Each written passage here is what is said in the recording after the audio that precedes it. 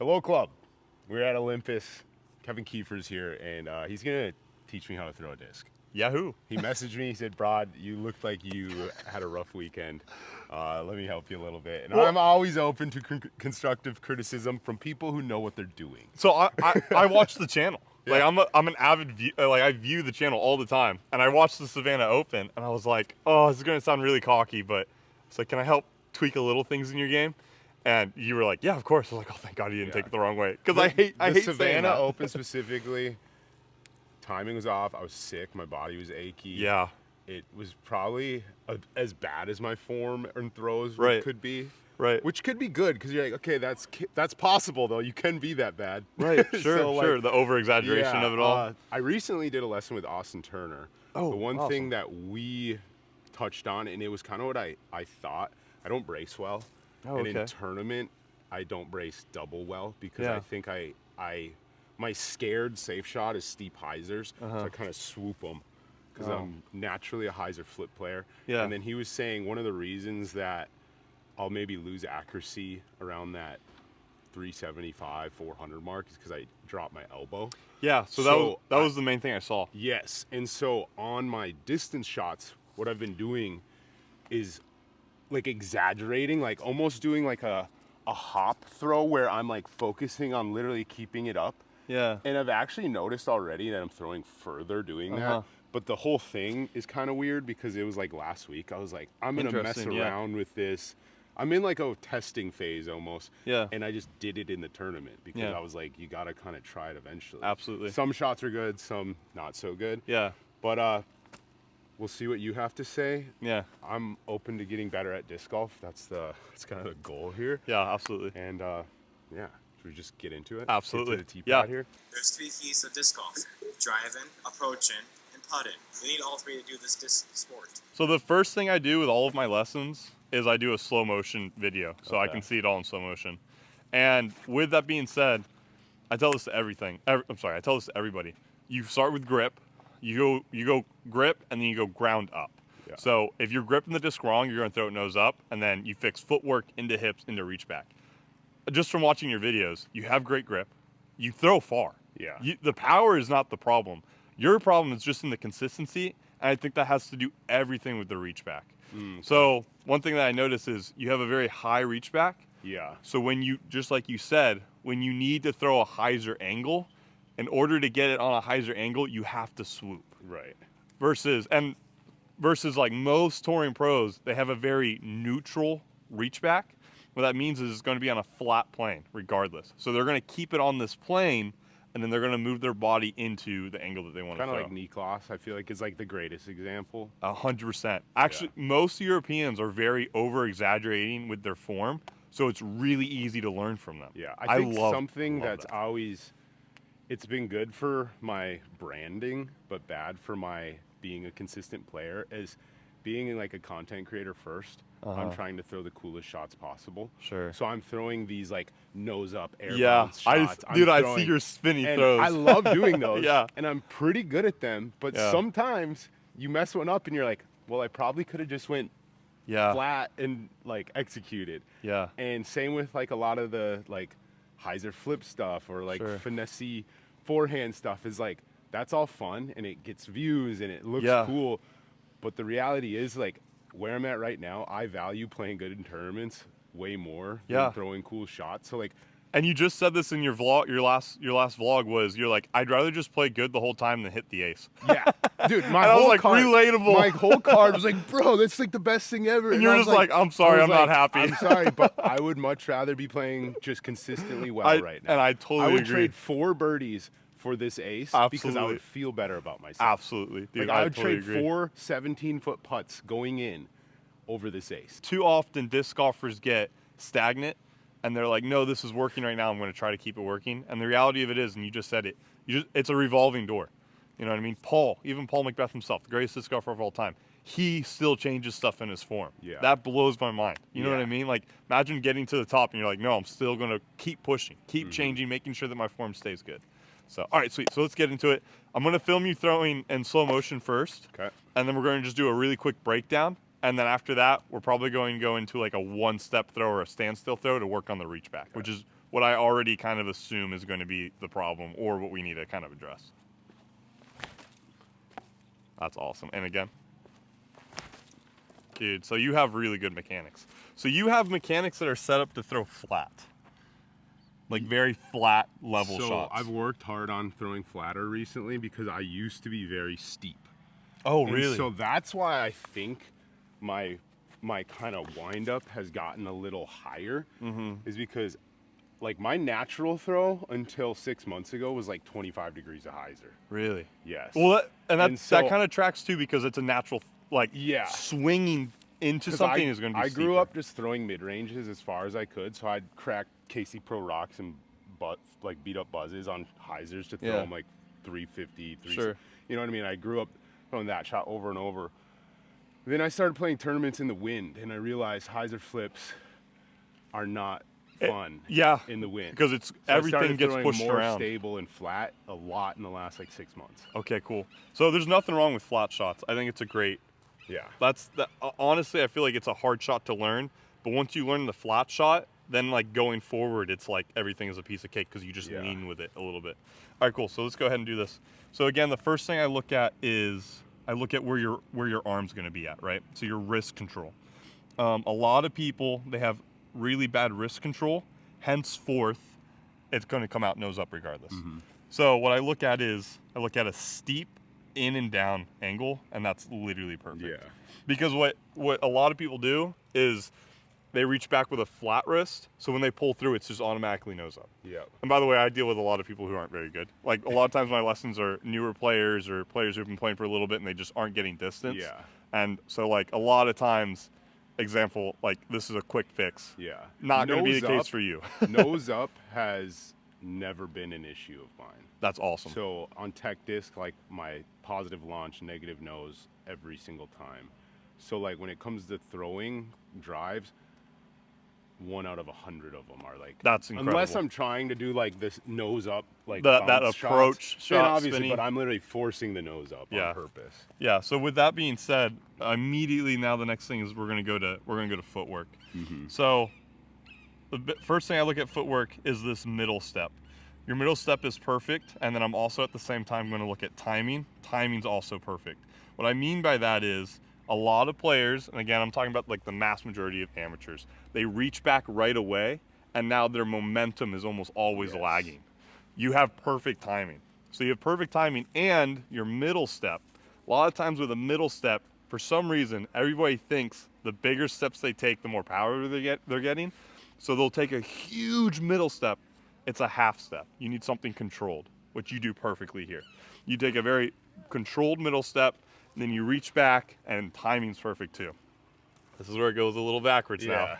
So and something I feel like I know what you're going to say, but say it. Your toes are pointed in the wrong direction. I know that for sure, yes. Yeah, so when they're open like that, you lose power from your hips. What I think part of that is my, like, I always forget, is that external rotation is me not being able to get like that. Yeah. So I've had 5 knee surgeries. Oh my gosh, and so my hips, because of those knee surgeries, my hips got really bad. Yeah. So they're really tight all the time. Oh, yeah. Even if I, like, I'm like hyper flexible, like I can like do all, but my hips, so I think when I'm trying to do an athletic movement, keeping like straight, I can feel like kind of the pressure. Yeah. So I think my body is just like, open it up. it's like, but I know that's bad for disc golf, Yeah. but it's my body's like protection probably of just being like, you're too tight like this. It like forces it. Yeah, yeah. So I know it's an issue. Yeah, okay. But yes, we should work on it. Yeah. And then the last thing I'm going to go over here. Well, here's the cool thing too. Even with your hips being open, you're generating so much power, which could honestly be from how much spin you put on the disc. Yeah. So like I have like in like 1350 to 1450 RPM usually. And that's going to carry. Yeah. Like you could throw the disc 60 miles an hour, but with that amount of RPMs, you're going to carry literally over 450. Yeah. So, all right, cool. So the last thing I kind of want to go over here is your reach back. It's so high the whole time. And it's kind of very similar to someone like, Oh, hold on, I'm blanking on the name. The guy who won MVP. What's that? Proctor. James Proctor. James Proctor keeps it very high. He like curls it like. Yeah, James Proctor keeps it high. And he has crazy high launch, crazy low nose. Sure. Like he like launches the disc high, but it's like carving down the whole time. Yeah. So what I like to kind of the example you used is someone like Nicholas Antala. He keeps the disc on a level plane the entire time he's throwing. And someone like your power pocket's perfect here, but the way you have to get there is you have to reach from high to low to level. Mm-hmm. So it's almost similar to the aspect of like Calvin. Calvin brings it back very high, but when he gets to his power pocket, everything else is level on the angle that he's trying to throw. So what we're going to work on today is tweaking this a little bit and getting that hips back and your foot back into the right power pocket. And we're going to do that in a one-step position. But dude, the biggest takeaways here is you have really good timing. You use your hips, and look how deep you get into your power pocket. Yeah. Those are things that it's like you're now working on the 1% side of things. Yeah, and I think that's why it's always been so hard for me to change my form is like I've been playing for 17 years.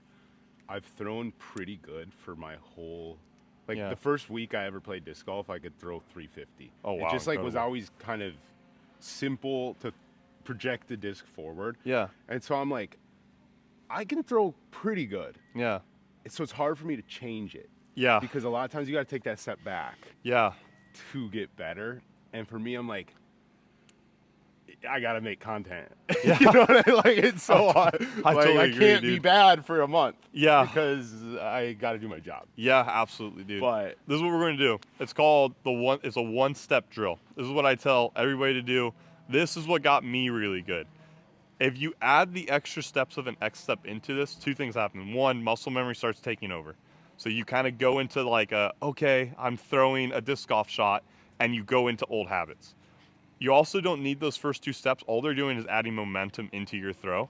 So simplifying it with just doing a one step is going to help you be able to overcome muscle memory and then also work on things one at a time. So the first thing we're going to do is we're going to get a feel for how it feels like to get that hip back. You're going to start a one step, like your last step before your X step is going to be here traditionally, but this is really awkward to film from. Haha, we're filming. No. Throw from. Throw from. It's going to be really awkward to throw from. So I tell people practice just right here. Okay. Now where a lot of people get wrong is they end up stepping, they'll kind of start here and they'll step forward. Yeah. When you step forward, your momentum's getting pulled this way. And if you try to pull on a straight line, you almost always leak stuff early. Instead of a step forward, it's a push forward? Exactly. It's straight across. We're making sure that we're stepping in a straight line. And then at the same time, we're not going to leak this toe forward. Mm-hmm. We're going to leak it. We're going to keep it back. And if it's healthier for your hips, I would almost leak both of them back so that at least you have your hips loaded this way so that you can pull in with it. Yep. So we're going to do a couple throws where it's just doing the foot. Yep. And then after that, we're going to go into kind of keeping this arm level and what that feels like to be level with a reach back. That was great. That was incredible.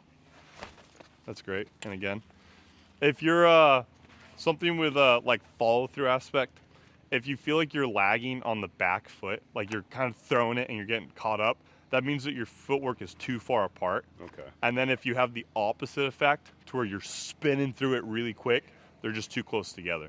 So like when you have a run up involved, I like to tell people just outside your shoulders, it's going to pull your momentum into it. So like in a one-step drill right now, it's fine to kind of not have a full follow through, but it's something to keep in mind for later because you're messing with your front foot right now. So it's kind of like, if you're going to mess with it already, go ahead and fix this too. Yeah. So kind of have a feel for that later when you have your follow through is, how quickly are you going into the shot? Yep.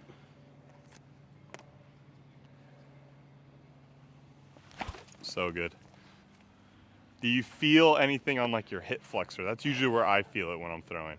That one felt really good. The first two, I feel like I was almost focusing too much on like driving this down, so I was like torquing my hip a little. Yeah. That last one there felt like really in sync. Yeah. I feel like that's good because you're not torquing your body up. Yeah. Good news too is you already have good timing. Yeah. So a lot of times when I'm doing this drill with players is their timing's so far off that they're working on the reaching back and step.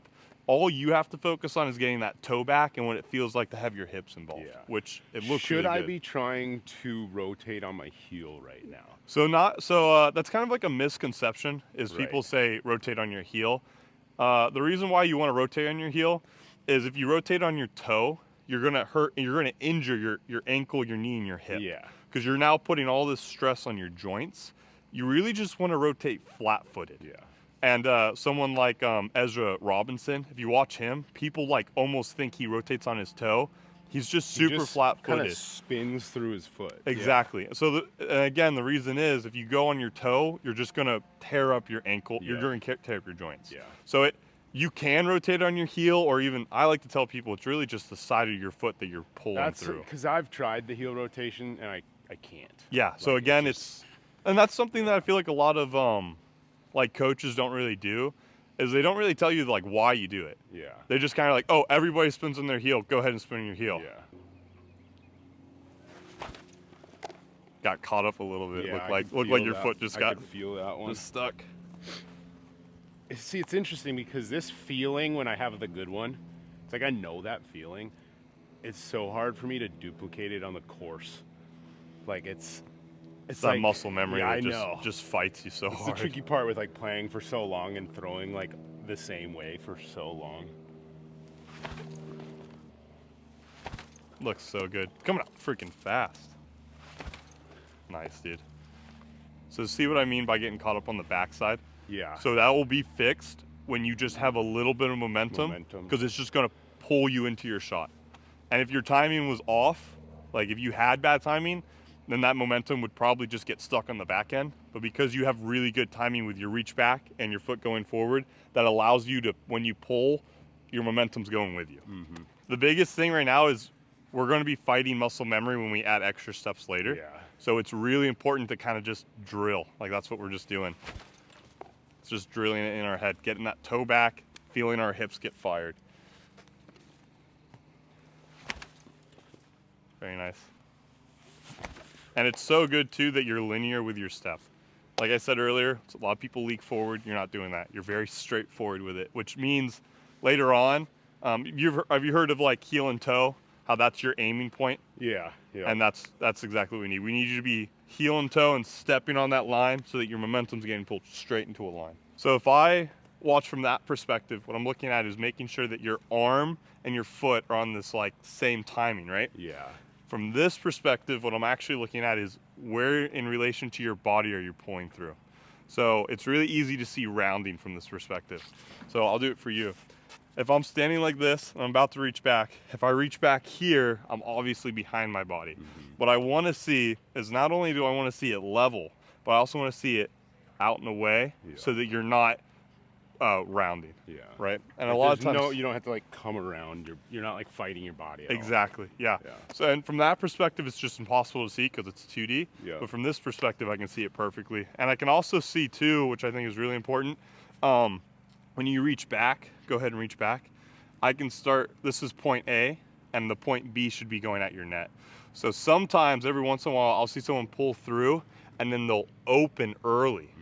So I want to just see it here, straight towards the net. So should I try and change anything right now, or do you just want to see? I want to see it first, and then I'm going to add something. Okay. Or hopefully not. Hopefully it's just perfect. Dude, that's really good. The only thing I would say is there's just too much going on. Yeah. So like, and that's what that's the type of thing. Like sometimes I'll look at, I see myself throw 5 times a week. I film it all, look at it all, and I'm just, some days it's worse than others too, where I'm just like, like, bro, what are you doing? Yeah. Like one day in Des Moines this summer, Gannon was making fun of me, which he likes to do. Good old Gannon. And he's like, bro, let me imitate you. And he goes, and I'm like, you're not wrong. He's like, why are you? I'm like, I don't know, dude. I don't want to be. And again, I think the perfect example is someone like Nicholas Antala. I mean, he literally is so level with his pullback and his reach back and his pull through. And it's something that I would like to, I like pointing out is like, like less is way more in disc golf. So like, I don't even know how to imitate what I do because it's just I'm not thinking about it. But in a way, I guess. So if I just go, like, exactly, that's better. So yeah, so what you're doing there is you're literally just reaching back and pulling through. You're not adding the angle. I know. And I think the reason why the angle isn't good is you're starting off on an Anheuser angle. So if you need to throw hyzer, and did we talk about that on camera? I don't know if we did, but if you need to throw hyzer, you have to swoop into a hyzer angle. Versus someone like Simon, I love talking about Simon. He keeps his hand on the disc. Yeah. He starts it level. This is always level. And then if he goes to throw on a hyzer angle, he bends with it. And if he wants to throw on an Anheuser angle, he bends with it. Yeah. So that's something I recommend to a lot of people. Someone like Kale starts up real big, but I don't know, he's just the best in the world. I don't know how to explain it. He's an anomaly of like throwing straight putter mids, like he's the best ever. Yeah. But so what I would work on, we're still going to be doing the one step. Yeah. Exactly. Hand on the disc, and I would keep it front half of the body a little bit. So almost here and just. Exactly. Because now what's happening is you're eliminating the starting on Anheuser. Yeah. And then what I would like to practice with these discs is go like what it feels like to throw it on a hyzer, what it feels like to get it flat, and what it feels like to get it on an Anheuser. Okay. Yeah.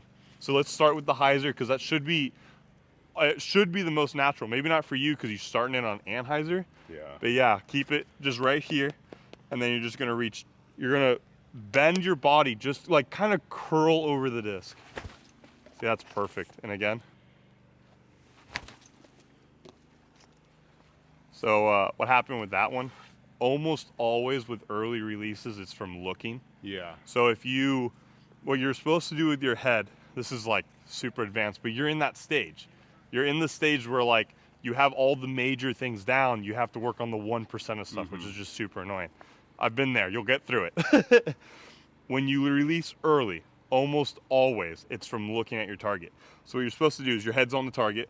Your shoulders are going to bring your head away from the target.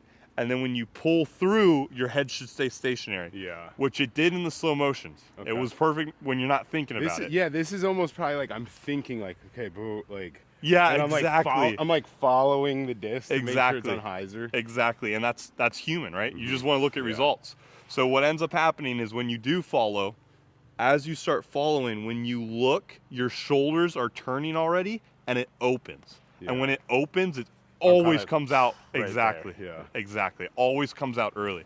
So when I'm on the course, a lot of times when I'm getting in high stress situations, I start looking at my shots. Yeah. And I have to like remind myself, don't look at your shot, commit to it on your body. So that means pulling through and then looking at it after the fact. So let the off shoulder bring it to your target. Yep. So good. So good. All right, so now this is the hard part, right? So you're fixing the upper body, but you're forgetting the lower body. So just fix that toe again. My toes go? Exactly. Yeah. Bring the toe just a little bit back. Time. It's going to be hard. It's that juggling, but it's what you do. Better. So good. A little early on that one. Early could have just been from, like you kind of just let it go early. Yeah. That one didn't look like you were looking. So good. I know it's a little early left right now, but the good news is very level reach back, and you're getting your toe back, so you're getting your hips involved. So that's huge. So good right now. You could just be lined up that way. Yeah. I would bring the foot. Yeah, exactly. Bring it a little bit more level. It's going to probably get your hips turned a little bit more. So there you go. Just on the money. Yeah.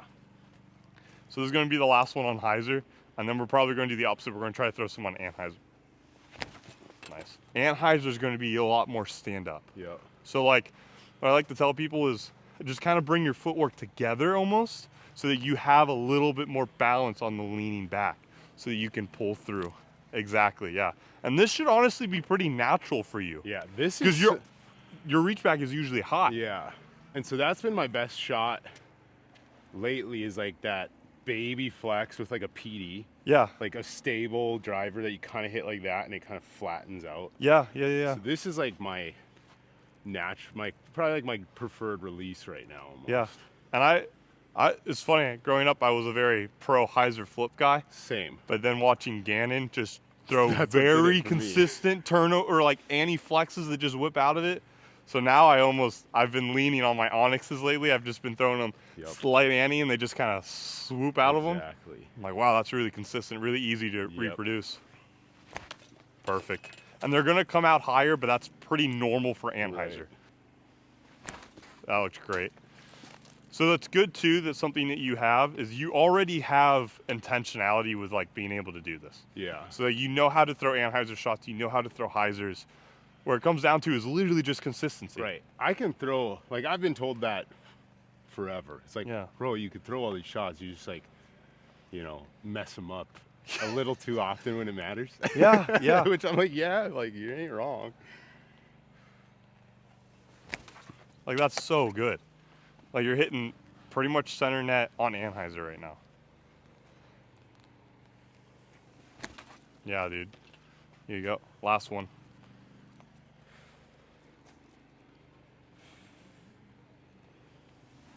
So good, dude. All right, cool. Let's grab them really quick and then we'll finish. So now what we're doing is we're kind of finished. It's all coming back together.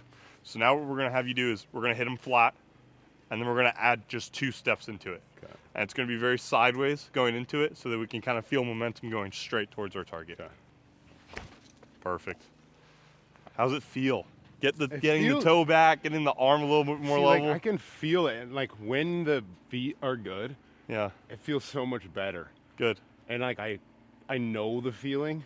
It's like in those pressure situations, it's like my form breaks down. Yeah. It's like my form gets worse the more it matters, you know? Yeah. And it's like I just revert to like a very swoopy hyzer like throw because it feels safer, but you're never getting the results you want. Yeah, I mean that's a mental side of the game. Have you ever read a book called Golf's Not a Game of Perfect by Bob Bertella? No, but it should probably. So he talks about exactly what you just said. He talks about like what does it mean to choke? Like what does it mean when you're in those high pressure situations, like when you mess up?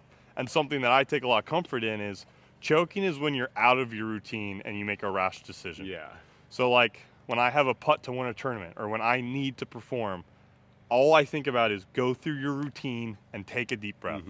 Because literally that's what you're there for, is go through your routine, take a deep breath, and then execute with confidence. Yeah. And I feel like before I used to do, like I would kind of go, dude, I'm playing bad.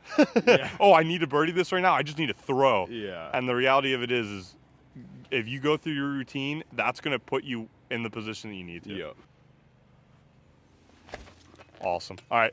So now we're going to add 3 steps. Okay. So what we're doing is literally, think almost entirely Corey Ellis, Johnny McRae kind of thing. Yep. So they are very straight at it, and they're just pushing their hips towards their target the whole time. And now we're just adding what it looks like to get that toe back and that reach back more level. You're set up almost to do 4 steps. Yeah. Okay. So I want you sideways, and you're just going to go up to the top. Exactly. Literally exactly like that. So, because my normal run-up would just be...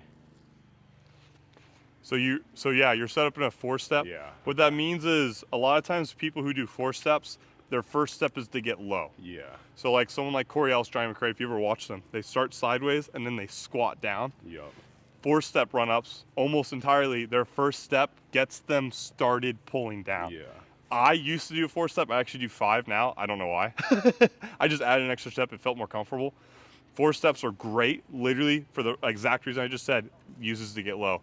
For now, practice the 3-step because you want to practice this linear motion. Yeah, just going straight with your hips. Yeah, because Corey really just, it's boom, and he just rockets them. So yeah, yeah, and he sits there and he just goes, he sits there, he's watching, and then he squats down, and then he's just straight into it.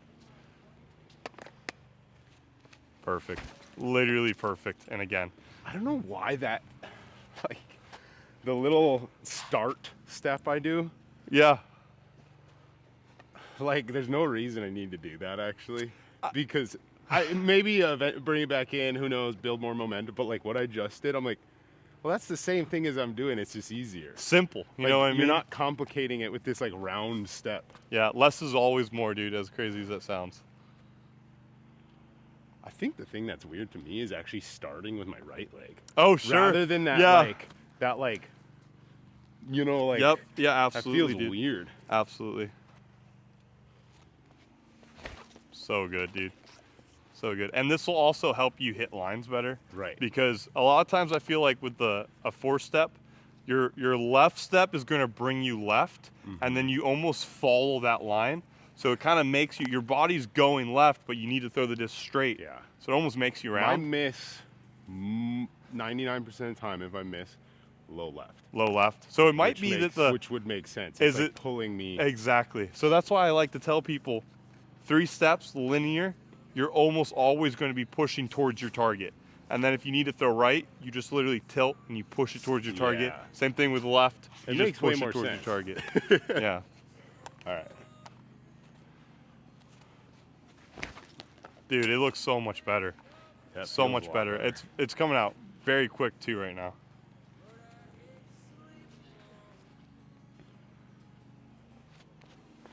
So good. I would like to see the toe more back if you can. Yeah, I haven't even thought of that. It's like to be honest, flat, right which now. is really good. Okay. Because before it was more. pointed forward, now it's flat. The more you get it back, the more you're going to be able to Yep. use your lower body.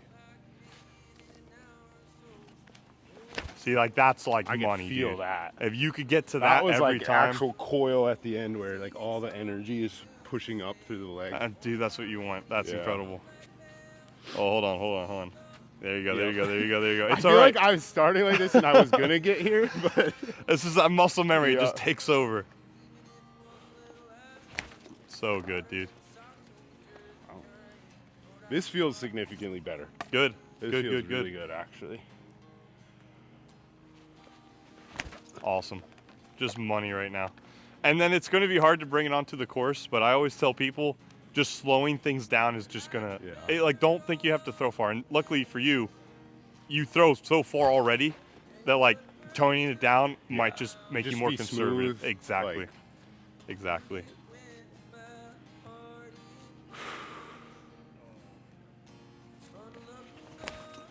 I love it, dude.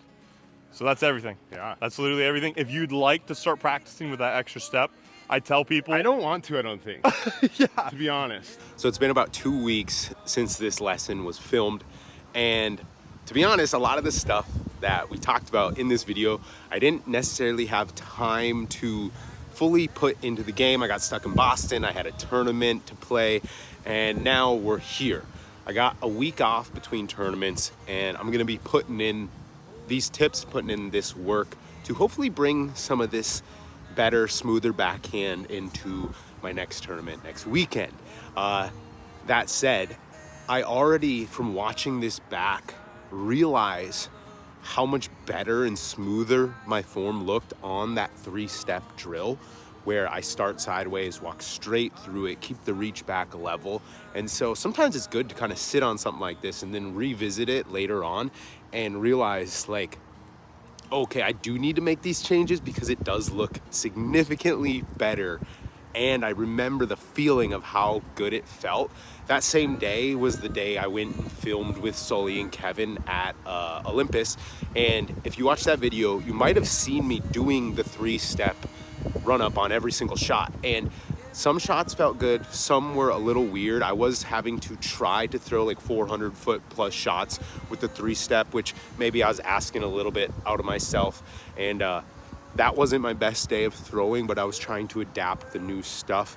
But anyways, hopefully you guys could maybe take something from this. I just wanted to touch base, being that it's been like 2 weeks since this was filmed, and I'm excited to kind of incorporate these things over the coming week into my tournament. That said, I'll probably not talk about this ever again because I don't really like talking about form too much on my channel. Anytime Gannon talks to me about form, I'm always like, Yeah, you're like best player in the world. dude, Please, like, let me please know. tell me how I'm like how to Yeah. get better. And he's giving me, dude, Gannon's such a G, dude. He's giving me so much wisdoms of like little nuggets that like changed my disc golf game. So, anyways, Sweet. Thank you. dude, of course. Shout out, Kevin. And right here, I have a frisbee bag. It holds all my frisbees, the ones I like. Creator of Frisbee Club, The man, motherfuckers. the man, the myth.